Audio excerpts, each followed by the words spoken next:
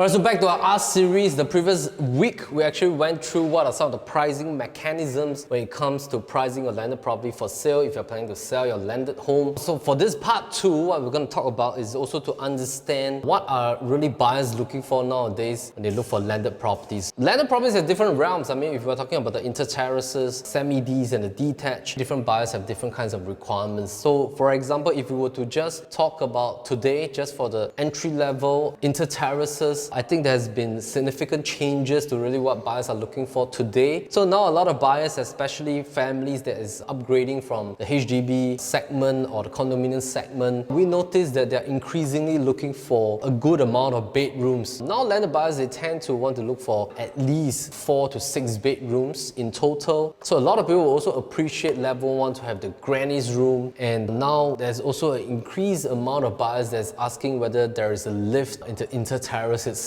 So the lift, granny's room plus 4, 5 or 6 bedrooms, that will be a huge plus point, plus the bedrooms being ensuite and also having a powder room or bathroom on level 1 is also a plus point as well. So car porch, of course, if you can park 2 cars, that would be great. So if you notice, nowadays the developers on new built ones, they are already adjusting to what buyers are wanting, especially for inter-terraces. So parking space to have 2 cars, living and dining space to be spacious, bedrooms to be at least 4, 5 or 6 with ensuite, plus level 1 having a granny's room, a storeroom or the bomb shelter, and a wet and dry kitchen plus the backyard. So these are some of the requirements that we see increasingly in the newer batch of landed buyers when they look for inter-terrace, especially if they're upgrading from a condominium or a HDB. So if you're planning to buy, you might also want to think of in future, if you were to sell, what would the future buyer be thinking of in terms of the new needs in the market. Alright, so one strategy is to think ahead, probably like 5 to 10 years time. So I think because of aging population, a lot of people also want to future-proof their landed home by having the lift itself. So lift, of course, it can be constructed at a later part by spending about $80,000 to $100,000 depending on what kind of lift you are getting, whether it's a hydraulic lift and stuff like that. But of course, it's important if there is an existing lift provision from level 1 all the way up to level 3 or even your attic level. So that will be a plus point. And so I think, of course, sometimes there are still a segment of buyers that's going for the middle age group kind of landed homes because they love the architecture that has been done in probably like a 10 or 20, 30 years back, and